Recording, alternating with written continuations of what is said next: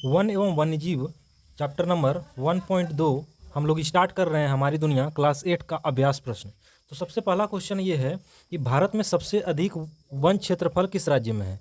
तो वन क्षेत्रफल बोल रहा है किस राज्य में अधिक है, प्रतिशत नहीं बोल रहा है। अगर प्रतिशत बोलता है तो मिजोरम, वन क्षेत्रफल बोल रहा है तो यहाँ पे हो जाएगा मध्य प्रदेश।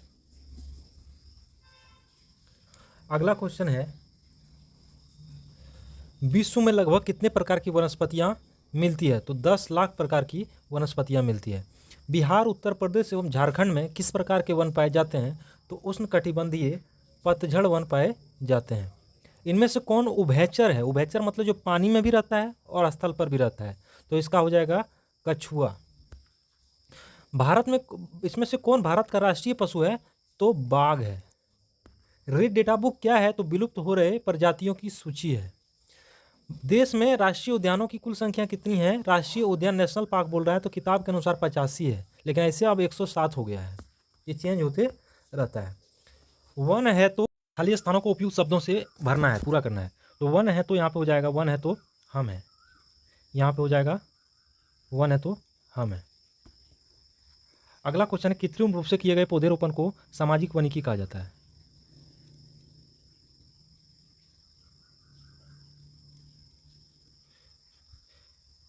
हिमालयन यव से डैश रसायन प्राप्त होता है। हिमालयन रब से प्राप्त रसायन से डैश का उपचार होता है।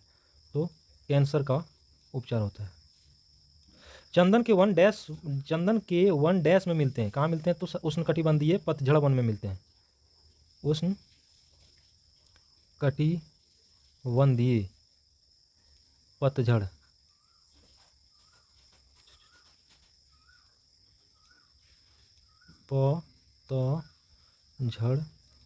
वन में उष्णकटिबंधीय पतझड़ में मिलते हैं। अंडमान निकोबार में डैश वन पाए जाते हैं। तो ज्वारीय, ठीक है। गौतम बुद्ध अभ्यारण्य डैश जिले में है। तो गया जिले में है। पृथ्वी वन को पृथ्वी का फेफड़ा कहा जाता है। निम्नलिखित प्रश्नों का उत्तर 50 शब्दों में दीजिए। तो सामाजिक वानिकी किसे कहते हैं। तो सामाजिक वानिकी का अर्थ है लोगों की भागीदारी से खाली या बंजर भूमि पर वृक्षारोपण करना। इसका उद्देश्य क्या होता है। तो ईंधन, चारा, लकड़ी और पर्यावरण संरक्षण के लिए वृक्ष उगाना होता है। इसका मुख्य उद्देश्य होता है कि ईंधन के लिए वृक्ष उगाना, चारा के लिए या लकड़ी के लिए, मनुष्य अपनी आवश्यकता के लिए, पर्यावरण संरक्षण के लिए भी इसको उगाता है। तो ये सामाजिक वानिकी है जिसमें लोगों के भागीदारी से होता है। ये नेचुरली नहीं होता है, लोग के भागीदारी से होता है। और खाली और बंजर भूमि पर यह वृक्षारोपण करना कहा जाता है। उष्णकटिबंधीय सदाबहार वन के 3 प्रमुख वृक्षों के नाम लिखिए। उष्णकटिबंधीय सदाबहार है जो सदा हरा भरा रहता है। तो उष्णकटिबंधीय सदाबहार वन में पाए जाने वाले प्रमुख वृक्ष हैं एबोनी, महोगनी, रोजवुड। ये घने, ऊंचे यानी लगभग 60 मीटर तक ऊंचे और वर्ष भर हरे रहने वाले वृक्ष हैं। एक साथ इन सभी पेड़ों का पत्तियां किसी पार्टिकुलर मौसम में एक साथ नहीं झड़ता है। यह धीरे धीरे सालों भर झड़ते भी रहता है और आते भी रहता है, जिससे इसकी सारी पत्तियां हमेशा यह वृक्ष हरा दिखता है, इसलिए इसे सदाबहार वृक्ष कहा जाता है। किस वर्ग के लोगों के लिए वन आश्रय स्थली का काम करता है। तो वन जनजातीय समुदाय और ग्रामीणों के लिए आश्रय स्थली का कार्य करता है। खास करके कहा जाए जनजातीय समुदाय के लिए यह आश्रय स्थली का काम करता है। ये वे वनों से भोजन भी प्राप्त करते हैं, लकड़ी भी, चारा भी, जड़ी बूटियाँ और जीवन यापन के अन्य सामग्री वहाँ से प्राप्त करते हैं। उन राज्यों का नाम लिखिए जहाँ देश में सदाबहार वन पाए जाते हैं। तो भारत में सदाबहार वन जो है मुख्य रूप से केरल में है ना, केरल में पश्चिमी घाट में कहा जाए तो केरल में, कर्नाटक में, असम में, मेघालय और अंडमान निकोबार द्वीप समूह में भी कुछ हद तक पाया जाता है ना। यहाँ तो ज़्यादातर ज्वारीय वन पाया जाता है, लेकिन केरल, कर्नाटक, असम, मेघालय में मुख्य रूप से यह पाया जाता है।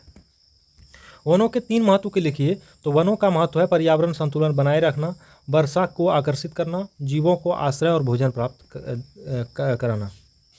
निम्नलिखित प्रश्नों के अधिकतम 200 शब्दों में उत्तर देना है। वन से आप क्या समझते हैं। भारत में पाए जाने वाले वनों का विस्तृत विवरण दीजिए। तो वन प्राकृतिक स्थल होते हैं जहाँ विभिन्न प्रकार के पेड़ पौधे और जीव जंतु पाए जाते हैं। वन क्या है। जहाँ पे विभिन्न प्रकार के पेड़ पौधे, जीव जंतु पाए जाते हैं, जो नेचुरली होता है, प्राकृतिक स्थल होता है, मानव इसे नहीं उगाता है, वो ऑटोमेटिक नेचुरल होता है। ये पृथ्वी के फेफड़े माने जाते हैं। वन जो है पृथ्वी के क्या है, फेफड़े माने जाते हैं। भारत में विभिन्न प्रकार के वन हैं। तो उष्णकटिबंधीय सदाबहार वन, भारी वर्षा वाले क्षेत्र में पाए जाते हैं, जैसे कि यह विषुवत रेखा के आसपास मुख्यतः पाया जाता है, जैसे पश्चिमी घाट में हमारा यह पाया जाता है। अगला है उष्णकटिबंधीय पर्णपाती वन। तो उत्तर भारत में पाए जाते हैं, खास करके बिहार, झारखंड, यूपी, ये सब में पाए जाते हैं। इसकी पत्तियां पार्टिकुलर समय पर एक साथ झड़ती है। कांटेदार और झाड़ीदार वन ये शुष्क क्षेत्र जैसे राजस्थान में पाए जाते हैं। और समशीतोष्ण शंकु वन ये हिमालयी क्षेत्र में शंकुआकार होता है, इस तरह से होता है। तो ये वन पाए जाते हैं कहाँ? हिमालयी क्षेत्र में। अगला है वन में पाए जाने वाले विभिन्न प्राणियों का वर्गीकरण उदाहरण के साथ दीजिए। तो वन में पाए जाने वाले प्राणियों को निम्नलिखित प्रकार से वर्गीकृत किया जा सकता है। पहला है शाकाहारी जीव, जिसमें हिरन आ जाएगा, हाथी आ जाएगा, गेंडा आ जाएगा। मांसाहारी जीव, जिसमें बाघ आ जाएगा, शेर आ जाएगा, तेंदुआ आ जाएगा। सर्वाहारी जीव, जिसमें भालू आ जाएगा।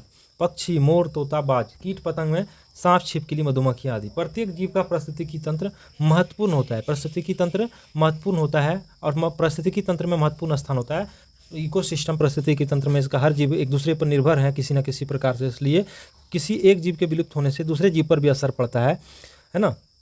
तो ये हर जीव महत्वपूर्ण है, प्रत्येक जीव महत्वपूर्ण है। वन एवं अन्य जीवों के संरक्षण के लिए किए गए प्रयासों का वर्णन कीजिए। वन एवं वन जीवों के संरक्षण के लिए भारत सरकार और समाज ने कई प्रयास किए हैं और किए गए हैं। जैसे राष्ट्रीय उद्यान और वन जीव अभ्यारण्य का बनाना, की स्थापना करवाना। राष्ट्रीय उद्यान बनाना, वन जीव अभ्यारण्य का स्थापना कराना। 1972 वन्यजीव संरक्षण अधिनियम, प्रोजेक्ट टाइगर, प्रोजेक्ट एलिफेंट जैसे कार्यक्रम चलाना।